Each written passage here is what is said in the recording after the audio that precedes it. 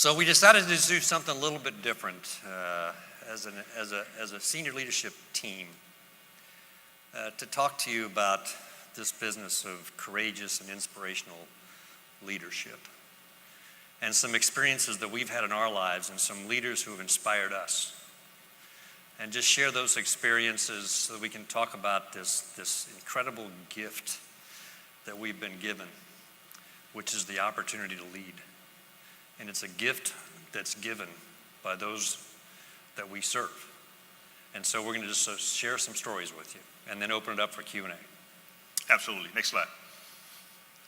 The first courageous and inspirational leader I like to share with you, this is Lieutenant Colonel Tara Opolowski. Colonel Opolowski is the Security Forces Commander at Kadena Air Base in Japan. Now, she's a Purdue graduate.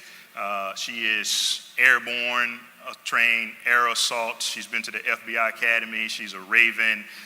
She graduated from the U.S. Marine Corps Command and Staff College. She has 10 assignments, 4 deployments, and she's on her 3rd consecutive tour as a Security Forces Squadron Commander, currently with about 460 airmen under her charge. So basically, she's a badass. But that's not necessarily why I'm inspired by her. I'm inspired by her. I first met her when she was the Security Forces Commander at Lakenheath when I was stationed in USAF. I'm inspired by her because of the way she engages, not only with her senior leadership team, her chief, Dana Council, and her first sergeant, CMSAF Sergeant Hollis. I mean, this is probably one of the best examples of, when we talk about the triad, the commander, the first sergeant, and the chief. This is probably one of the best examples that I've ever seen in my Air Force career of a leadership team that works together. But I'm inspired by the way she highlights and the way she takes care of her airmen. She's tough. I told you about her background. So she's tough, but she's fair. And at any given time, and so a lot of people follow me on Facebook. If you want to know who I follow Colonel Opolowski because of all the inspirational things she does. She's a PT juggernaut. She's intimately involved in the lives of all of her airmen. I mean, she is just an all-around fantastic leader. And someone that hopefully, with the little time that I have left, and we have kind of a mentor-mentee relationship. She mentors me on occasion. On occasion, I'll pass some of my thoughts to her. But just an amazing leader that I'm actually proud to serve with. So, and when I asked her if she had any thoughts that I should pass along to you all, the one thing she told me was, hey, she tries to instill mutual respect at all levels. And if each of us as leaders could do the same, if we could treat our airmen with love and mutual respect the way that we would want to be treated, a lot of our problems would actually go away. And she does all of this while being a single parent to her daughter, 12-year-old daughter, Reagan. Ladies and gentlemen, this is one of our most courageous and inspirational leaders, Lieutenant Colonel Tara Opolowski.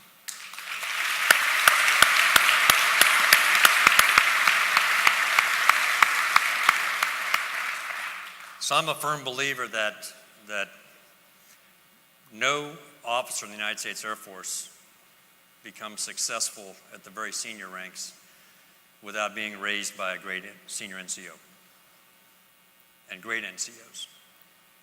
And you always know when you're about to learn something because, NCOs have a code. Especially chiefs have a code, right? And it starts off with, sir, ma'am, do you have a minute? Which, of course, the answer to that is always, yes. And then you're about to learn something if the next thing you hear is, with all due respect. So let's bring up the next slide. This is my first chief, Chief Jimmy Kelly. And I was a young squadron commander, and I hadn't had a chance to really work with a chief before, and Jimmy Kelly raised me. And one of the lessons of the many that he taught me that I wanted to share this morning, he walked in one morning, I was working on something, and he says, hey, sir, you got a minute? I said, absolutely, Chief, come on. And he come in and closed the door, and he walked in, and he said, and he pulled something out of his pocket. And he put it on my desk, and he says, sir, he goes, you ought to take a look at this. He goes, this ought to make you mad, because it makes a lot of your airmen mad. And I picked it up, and I looked at it. And I turned it around and I kept staring at it and looked around it. And I said, Chief, I ain't getting it. What are you trying to teach me here? And he said, well, sir, read the box. And so I read it. It said, Johnson & Johnson flesh-colored Band-Aids. And he says, yep. He goes, that'll make you mad because it makes a lot of your airmen mad. And I stared at that box and I kept turning it around. I put it around and I kept looking at it. I said, Chief, I ain't getting it. What are you trying to teach me? And he sort of had a little glimmer in his eye. He says, let me show you. And he pulled open a box, he ripped out a Band-Aid, and he pulls it off, and he puts a pink Band-Aid on his African-American skin, and he says, you know what? He goes, that ought to make you mad. It makes a lot of your airmen mad. Then he winked, and he walked out. So what's the moral of the story as leaders, as servant leaders? I couldn't see it. I could have stared at that thing for weeks, and I would never have seen it.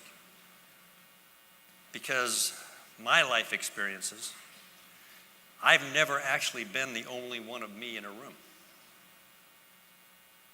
Every time I've been in a room in my entire career, most of the people in that room look like me, sound like me. I've never been the only African American, Asian American, Hispanic American, Asian. I've never been in a room where perhaps I was scrutinized to a different level. I've never been the only woman in an organization who has everything I'm saying scrutinized to a completely different level, have had people say things to me that they thought were funny but that were actually sort of degrading. To be wearing uniforms and equipment that were actually never designed for me, but I just sort of suffer in silence. To go strap into an airplane and fly a 9-hour sortie and put a vest on that was actually built for men. See, I've never had those experiences because most of what my experience has been all about people that are like me. So how do we as servant leaders, how do we lead in that environment? I think the first thing we do is we acknowledge that we all have blinders on as leaders. And there are certain things that we are not going to be able to see in our organizations. And I think once we acknowledge that, we also have to acknowledge that there are flesh-colored Band-Aids in every squadron. It's going on. And so the only way we can see them is to surround ourselves and build our teams in ways that others can point them out for us. And recognize the fact that the culture of the United States Air Force has to be the big tent culture. Because if you go to a high school and look at the kids and ask yourself, who lines up to join the Air Force, the Army, the Navy, Marine Corps? What kind of kid is going to be, who's going to see themselves in the culture of each of those? And there's been studies done on what kind of kid lines up in each line. Our line should generally be the longest. Not because of any parochial or competitive nature, but because think about the nature of what we do. We do leaflets to nukes and everything in between. We operate from 65 feet below the surface to the outer reaches of space and anywhere in between. And we're involved in every single mission that the United States military and our coalition partners are involved in. And so we got to have kids that line up and say, you know what? First kid in line says, you know what? I've been talking to this guy named General Raymond, and I want to go into space. And that kid's got to see themselves in the United States Air Force. And we got to embrace that kid and bring them in, and our culture's got to be inclusive of that kid. And the next kid in line says, I want to be a JTAC. And our culture's got to be embrace that kid. The next one wants to be a pilot. The next one wants to be a cyber operator. The next one wants to do all the things that we do as an Air Force, and we have got to embrace them. And they got to see themselves in us. And so for me, celebration of diversity and making sure that we understand the flesh-colored Band-Aids, it's not about being politically correct. It's a warfighting imperative. Because the challenges we face as a nation are wicked hard. And it's going to take folks with different backgrounds, different life experiences, and different perspectives to be able to come in and sit down together and provide the creative solutions that we as a nation need to be able to fight and win. You know, the video that we watched earlier was centered around squadron commanders. But there's a group of individuals sitting in this area, your MAGCOM command chiefs and a few of the other senior chiefs across our Air Force that are also working to make sure that we develop our squadron superintendents. Very, very important to that triad that I talked about, first sergeants, squadron superintendents, and squadron commanders. I want to tell you about my first squadron superintendent. Next slide. This is the infamous Joe Wimbush. And Joe Wimbush started to mentor me the day before I arrived at my first duty station. So I graduated from tech training, and I had 7 days of leave, and I decided, 7 days is not enough, so I called my unit and said, hey, I'm supposed to be there tomorrow, but I think I'll show up sometime next week. And whoever answered the phone said, okay, hold on. And they gave the phone to one of these Joe Wimbush. He picked up the phone and said, hey, who is this? I said, sir, this is Airman Wright, and I'm supposed to be there tomorrow. And before I got it all out, he said, I tell you what, you better have your blank here tomorrow at this time. And so I got my blank on a Greyhound bus from Columbus, Georgia, and I got to Fayetteville, North Carolina at the time that I was supposed to. As I was coming down the steps of the bus, Joe Wimbush grabbed me by my BDU collar at the time and read me the Riot Act. And then he read me the Riot Act all through my time as an airman, all through my time as an NCO, all through my time up until today. If I got him on speakerphone right now, he'd read me the Riot Act. He was very tough, but he was fair, and he treated me like his son. If you ever hear me today referring to my pops, it's Joe Wimbush. When I went on my first deployment, he knew the type of, and I think I've talked to you about the type of airman that I was, not in very good shape. He knew the type of airman that I was, so he decided, I think I better get on this deployment and go with him. And he beat me up on that deployment. And my biological mother actually passed away during this deployment, and Joe Wimbush was right there. When I got back, he all but adopted me into his family. He allowed me to be mischievous. He's from the inner city of Pittsburgh, so he knew my type. He allowed me to be mischievous. He allowed me to be slick. But there was always a knife. I didn't even know what a knife hand was back then, but there was always a knife hand. There was always a teaching moment. There was always an opportunity that he allowed me to grow. What I'll tell you is everything that I am today as a professional, as a man, and everything that I'm not, it's because of Joe Wimbush. And I can only hope that for all of our enlisted airmen and for all of our junior officers and for all of our senior officers, that you have a Joe Wimbush, a courageous leader, an inspirational man in your life like I did. I would not be here today had it not been for this man. And I want to personally and publicly thank him and my mom, Miss Diane Wimbush, for everything that they've done for me throughout my career. Yeah.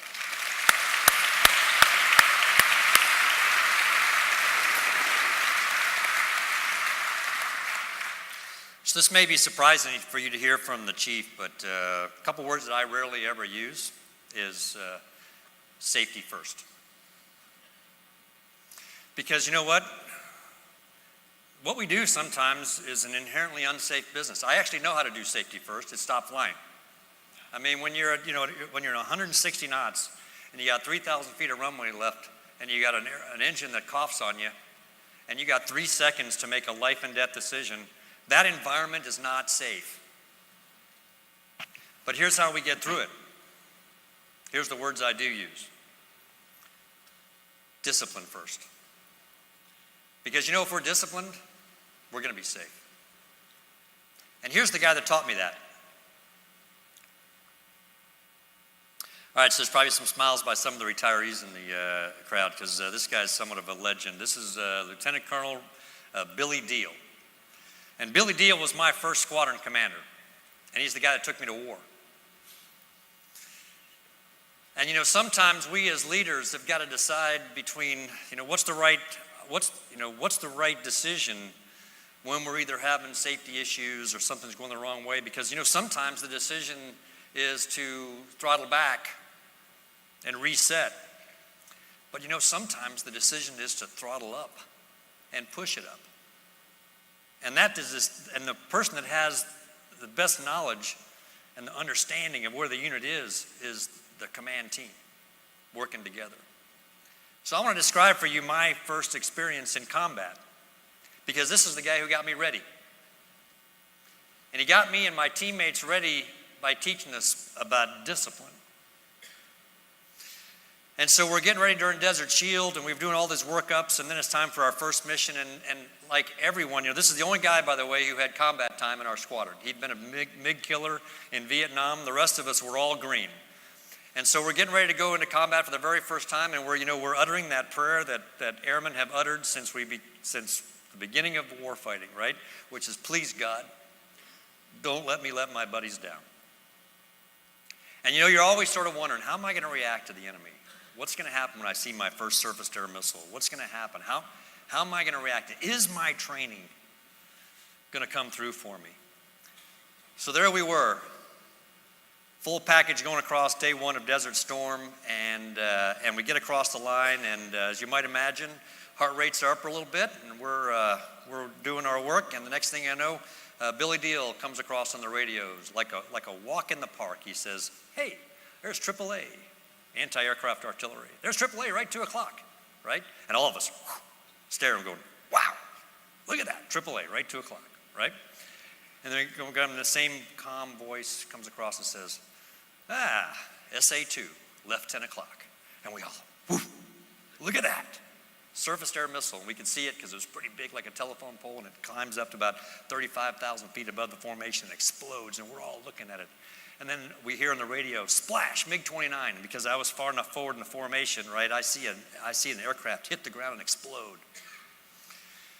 And I remember that moment in my cockpit like it was yesterday. Because all of a sudden I realized none of this was new. I actually had been in this environment before. This exact environment before. I'd seen these formations. I'd heard these radio calls. I'd seen the radar warning receiver screaming at me. I'd heard that before. I'd seen Smoky Sam simulators. I'd seen AAA simulators. I'd never seen an airplane actually hit the dirt before. But I'd heard all the radio calls before, and I realized I was in an environment that was actually not new. I'd done all of this before at Red Flag, just months prior. And what that experience taught me and continues to teach us is the importance of confidence under fire. And this guy put us through the ringers. And he was tough as nails on us. And he made sure that we bled in training so we were not going to bleed in combat. And I would offer to us as leaders that there's a lot of things that we do the best we can. There's one obligation we have that I would tell you is nothing short of sacred duty. It's our mirror check as leaders. And that's to ensure that every airman that we send into harm's way is properly organized, trained, equipped, and well led, so they can go forward and do the nation's business. And then when they return home, we've taken care of their families while they're gone. That's sacred duty for us. Everything else, hey, we'll do the best we can. That one, as servant leaders, we got to get right. And it was Billy Deal who taught me.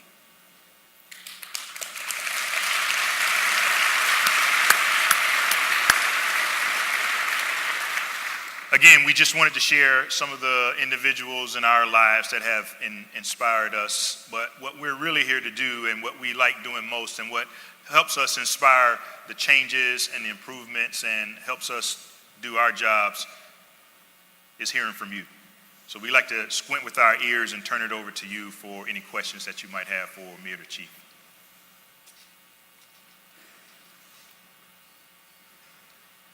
All right, thank you. Thank you, General Goldfein, Chief Wright. Have some really good questions, obviously. So let's get right into the first one.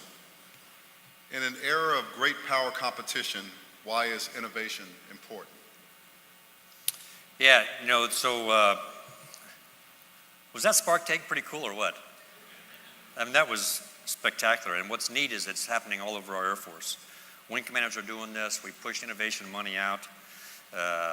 We've got the second tranche of that, and hopefully what's happening across the Air Force is that that airmen are realizing we're really serious about this pushing decision authority and resources down to the squadron level, focused on and built on a foundation of trust, and the fact that we trust our commanders and our command chiefs and our senior NCOs to get after it. The story that always reminded me, and I've used this before, but it's the story of the F-117 and how it came to be, right? So as the last guy to actually check out in the F-117, what I really enjoyed about that experience was meeting and spending time with the community, both those in Skunk Works and also those who, for years, right? Because most folks don't remember, we flew that thing for 9 years with the highest levels of classification. And many believe that the former Soviet Union sort of spent themselves into oblivion trying to figure out how to counter it. And so how did it came to be, right? Well, so there's this guy named Dennis Overholzer, right? He's a young engineer, and his idea of a good time on weekends was reading journals, technical journals that had been translated into English. And he's reading this Russian journal, and he sees in there the math equation for what now we call stealth. And he walks into Ben Rich, Ben, the CEO at Skunk Works, and he says, and he puts a model, a wooden carving of what now we would look like a Hope diamond. He said, and Ben Rich looks up and says, "What's that?" He said, "Well," he goes, "This will return the radar cross section of a part of an eagle." And he says, "Well, you mean an eagle?" He says, "No, an eagle's eye." And then Ben Rich said famously, "Well, can you get it airborne?" And he says, "Well, I can try." And so then they started working on it, and they came to the Pentagon and came into my conference room now. And Ben Rich came in and had the Chief Staff and the Secretary of Defense. And Ben Rich pulls a marble out of his pocket and he rolls it across the table. And the Secretary says, "What's that?" He goes, "That's the radar cross-section return of what I'm about to build you." And then the rest, of course, is history. And so the question for us as an institution is, are we ready to accept the marble? Can the marble get to leaders who can then make decisions at the right level to take action? Or will it die 100,000 bureaucratic deaths along the way? And so what we're trying to establish across the Air Force is an environment where good ideas get a hearing, but not only a hearing, they get immediate resources to go forward and solve our toughest challenges at the right level in our Air Force. Okay, Chief, it's interesting. There's a lot of folks in this crowd that want to replace you in a couple of years, so that's probably a good thing. But here's the question. Both you, Chief Wright, and our Chief of Staff of the Air Force, General Dave Goldfein, are Dallas Cowboy fans. This is a real question. So I want to be the next Khalith Wright. General Goldfein, do I have to violate my oath of integrity and everything in the name of decency and good judgment and become a Dallas Cowboy fan if I want to replace Chief Wright? Let me think about this for a second. Yes.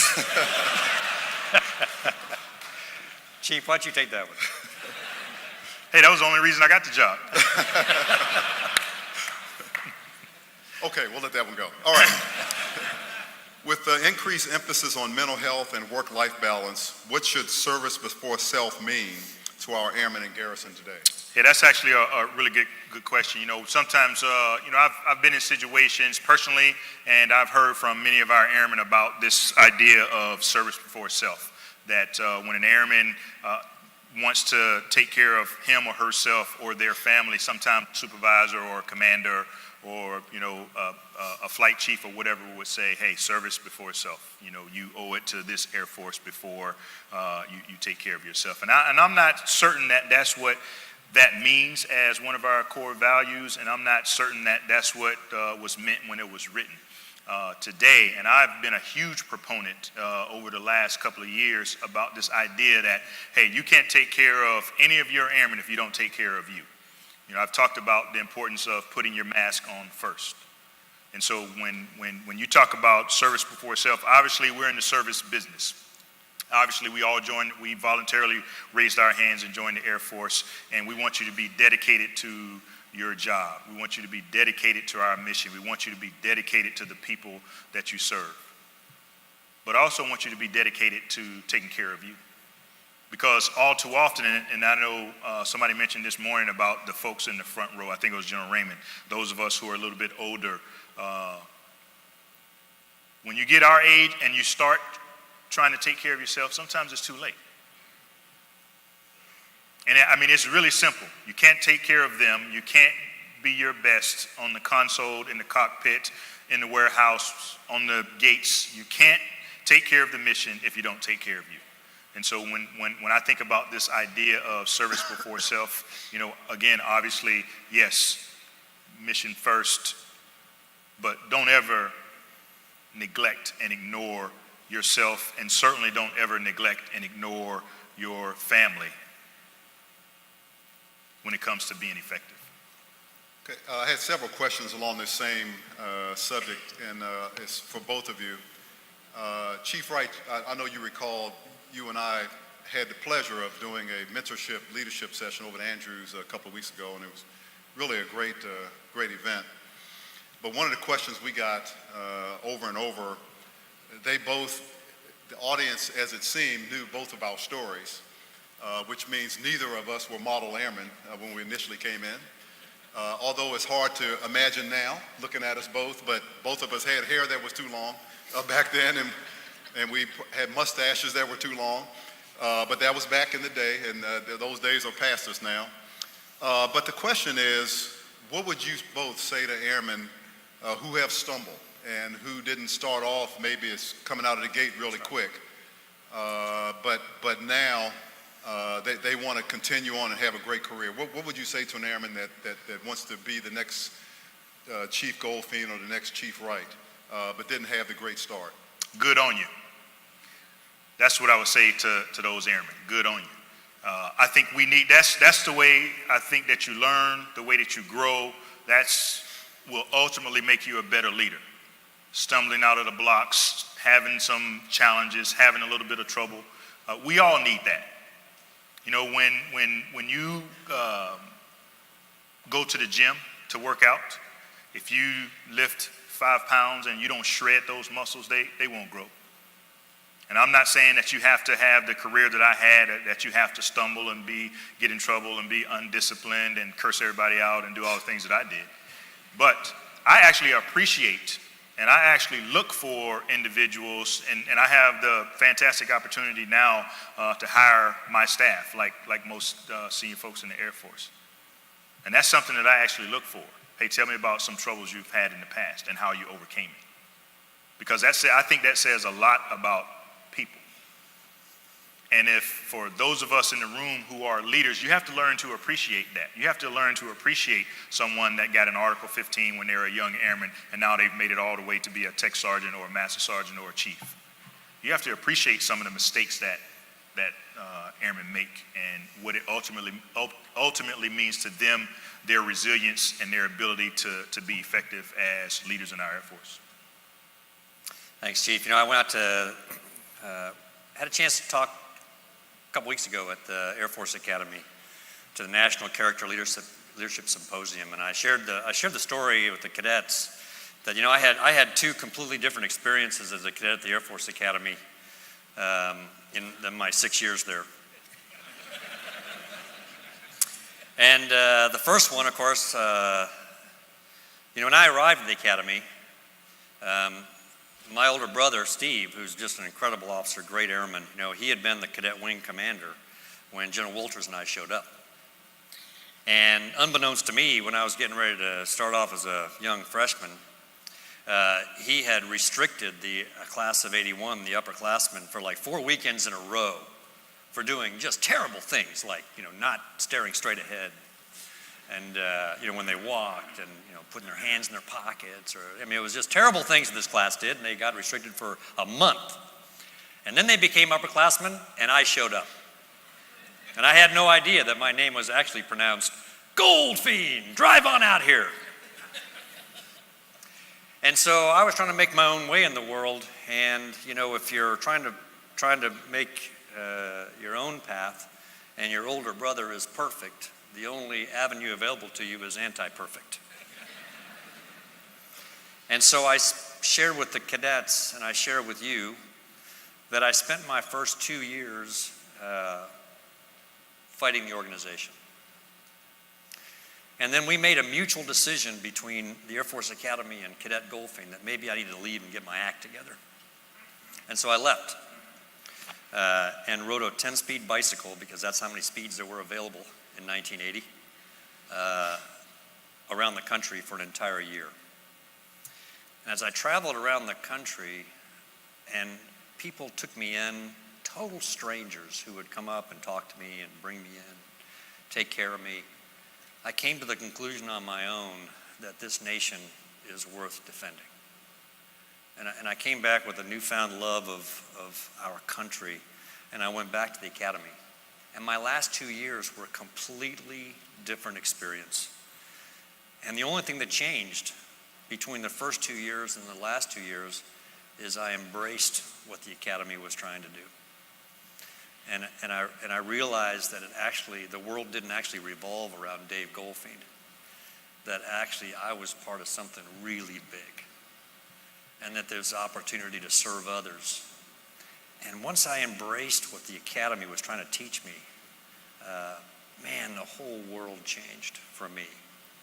And so I offer that story to you, and then let's all of us do our own mirror check here. Where are we on our journey? Where are you on your journey? You fighting the institution, or are you embracing the institution?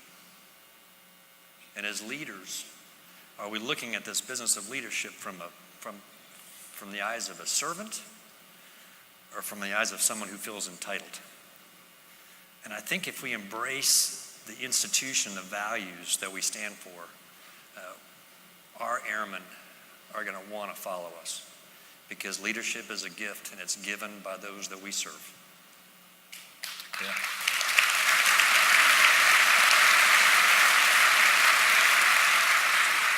I think I'll just pile on a little bit. Most of us, and maybe most of you in this room, who don't have a bump or a bruise in your record, doesn't mean you didn't have one in your career. Sometimes it means you just didn't get caught. Right? Yeah. So, in keeping with our theme of I resemble that remark, but that would be the difference between a Dallas Cowboy fan and a Washington Redskins fan. Last year, keeping in our theme of innovation, there was a lot of talk about the frozen middle, and there's a lot of questions about the frozen middle, because the theory goes, airmen have all these great ideas, and particularly as we watch Spark Tank, you get the senior leaders on the stage, and they're all saying, yeah, let's go. And there seems to be something in the middle holding those good ideas from reaching the top where they can get approved or get resources. So the basic question is does the frozen middle still exist? And if it does, how do we break it up? Yeah, so, we talked about the frozen middle a little bit last year, and I think the thing that I would want everybody to know, that this is not necessarily always a bad thing. We have a little bit of I always talk about our group of chiefs. We have our own little kind of frozen middle, and actually we need it to some extent, because let me tell you about how we operate. We think about or get a new idea like eliminating WAPS testing, and here's me. All right, let's do it. I'm jumping off the cliff, and we'll figure it out on the way down how to, right?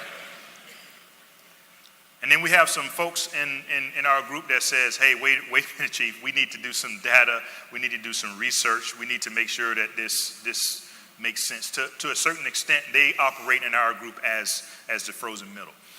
And I understand why this part of our Air Force exists, because, we come up with the grand ideas and we say, hey, go forth and prosper. But somebody actually, many of you in this room actually have to do this work, has to do this research, has to accept this risk, have to make sure that we stay out of hot water. So it's not altogether a bad thing, but we do need to figure out as an Air Force how we unleash all these airmen that were on this stage yesterday. All these airmen, because we only had 5 or 6 groups of airmen yesterday, but there are airmen all across this Air Force that have ideas that will save time, that will save money, that will allow us to do our jobs as we think about how we might fight in near-peer adversaries better, cheaper, smarter, faster. So how do we find the right balance in allowing them to grow? And to me, is really all about risk. And how do we learn to take some calculated risk? I think we got to I do think we got to embrace the fact that a little bit of resistance and a little bit of dissent is part of our culture. I mean, we led the great jihad of 1947. That was a joke. And I joke sometimes and say, if my buddy, General Neller, the Commandant of the Marine Corps, was standing up here, and he made an announcement to the United States Marine Corps. He says, okay, on Friday, we're all wearing white gloves. There'll be some grumbling, right? But by God, on Friday afternoon, the United States Marine Corps will be lining up wearing white gloves. The Chief of Staff of the Air Force was announced today, on Friday, we're all wearing white gloves. The first response will be, what the hell? Does he want white gloves? I think he wanted one white glove, not 2 white. I think he was maybe gray gloves, not white. So a little bit of resistance and a little bit of dissent is sort of part of who we are. And so the way I look at the frozen middle, and a question for us is, how do you melt it? How do you get through any layers of resistance and dissent if it's actually a little bit of part of who we are? What's the flamethrower? What's the torch we can put on it that actually can melt that? And I think it's trust.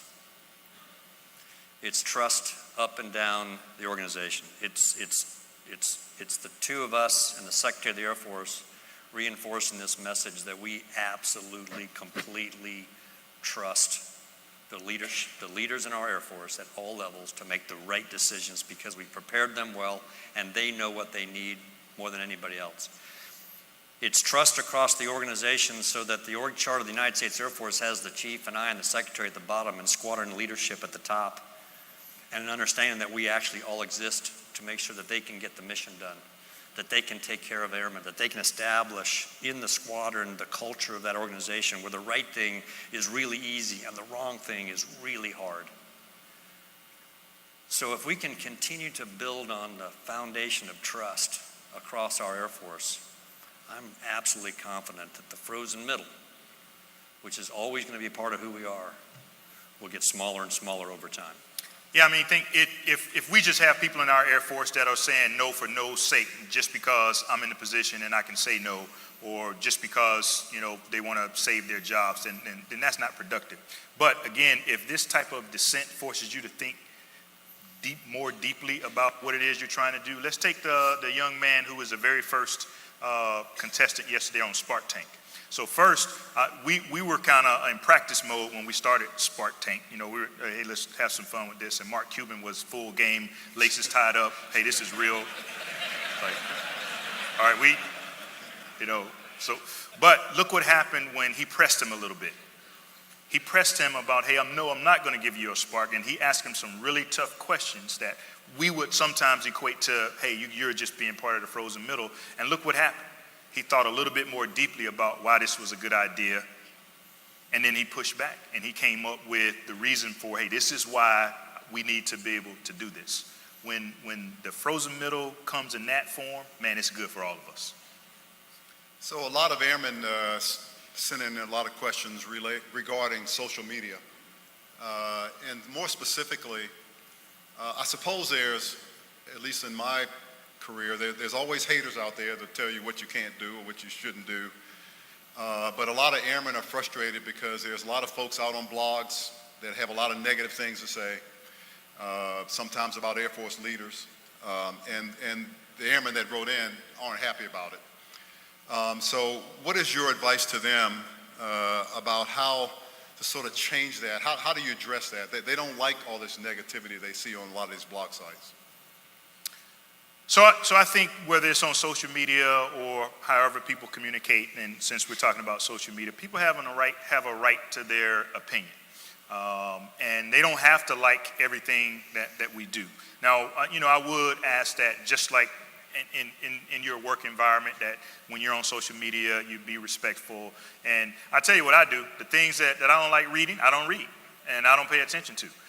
The feedback that I think is useful for me, I take it and I try to implement it. If I don't, I laugh or I cry or however it makes me feel, and then I move on with the rest of my life. So I think all of us, there are some very good social media sites. There are some that are, relatively negative, and there are some that are somewhere in between. And just like I would encourage anyone when it comes to watching the news, right? Make sure you have a variety, you get it from all perspectives. Some of the sites that typically have some negative information, actually sometimes they raise very good points, they raise very good questions that we actually take back and address. But I would never go out and say, hey, you guys stop saying this or stop criticizing us. We welcome that criticism.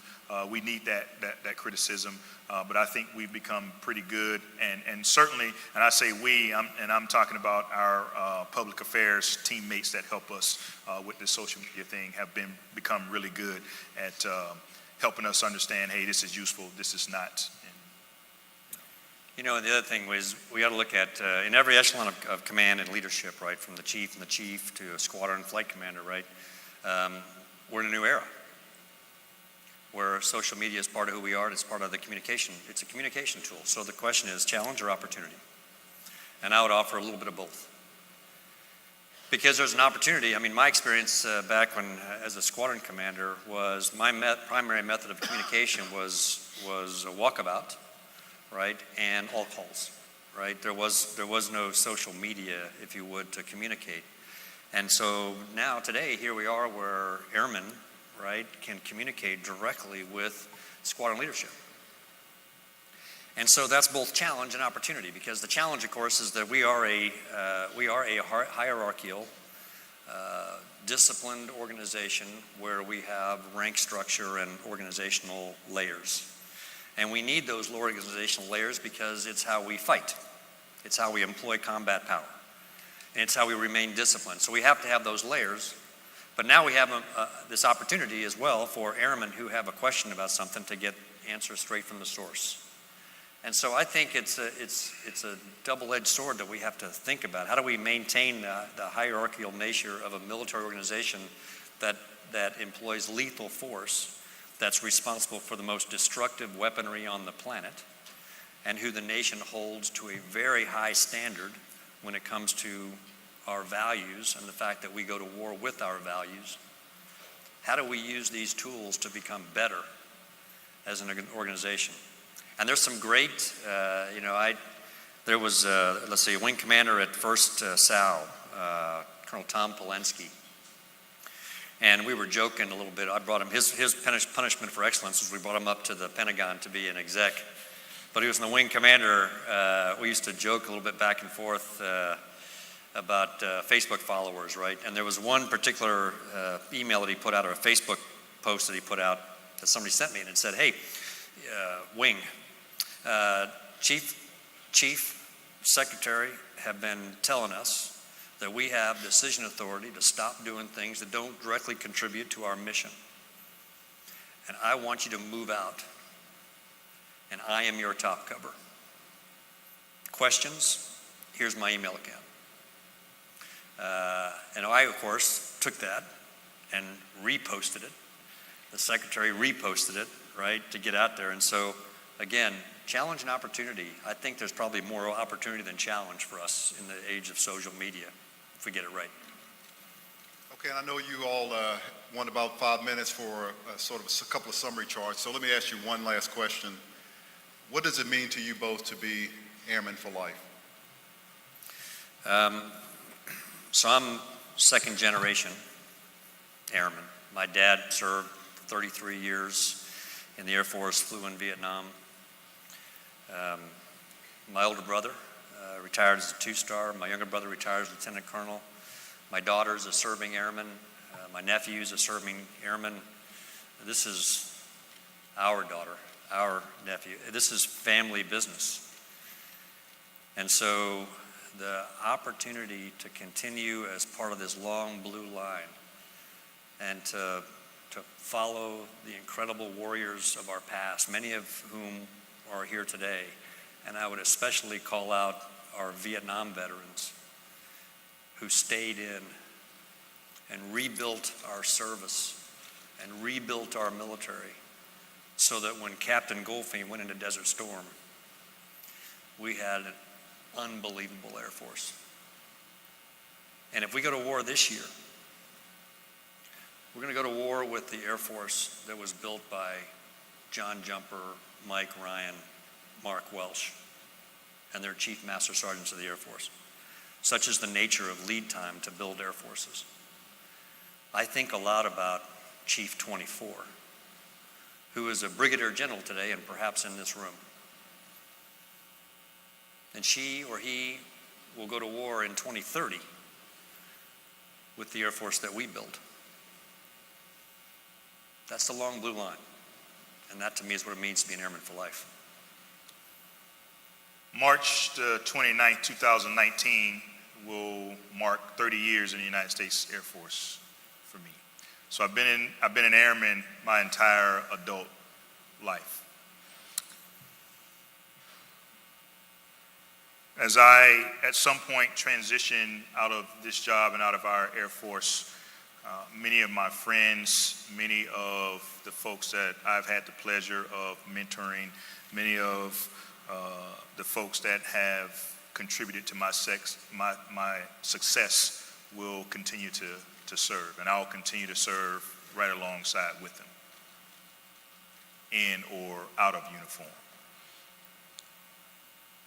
Chief Master Sergeants of the Air Force have a long-standing tradition of continuing to be involved in our United States Air Force, and I know many of you have had the pleasure of being in audiences and hearing Bob Gaylor and Sam Parrish, and even one of our, as the perfect example we have here with us today, and at every AFA certainly that I've ever been to, our Chief Master Sergeant of the Air Force, number 14, Gerald Murray.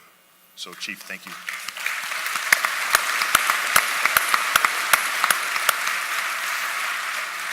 So I'll continue that tradition of being an airman for the rest of my entire life and continuing to contribute to the success of our Air Force.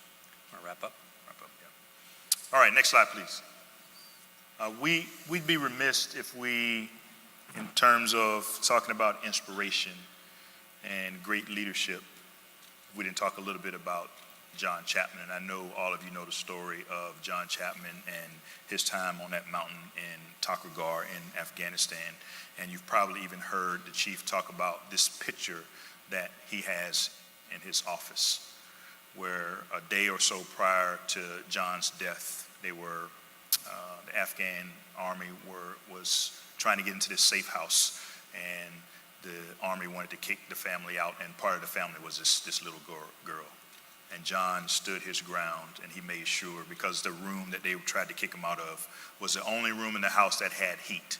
And John stood his ground and made sure that this little girl, who happened to be the same age of his daughter at the time this picture was taken.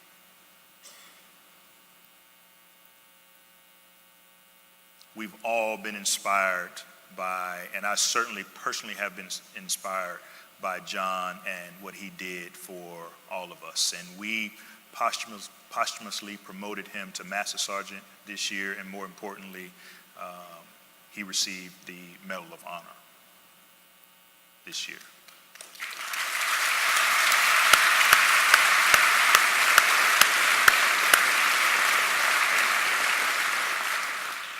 So for all the leaders in the room and leaders to be, this is the kind of airmen that we're privileged to lead. And a question for us, all of us, to think about is, are we worthy? Are we worthy of the gift of being able to lead John Chapman?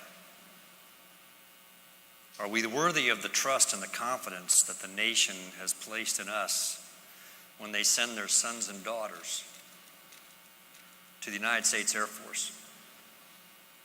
If we get this leadership thing right, here's what happens. You become a leader for life to that individual. And whether it's squadron, wing, group, command, it's happened here this week. One of the blessings is that folks will come up to you and they'll say, or they'll send you an email, they'll find you on the global and they say, hey, you don't remember me, but I served in your squadron back in Aviano or Spangdahlem or Holloman or you name the base. And you probably don't remember this, but you called me into the office and I was going through a really rough time.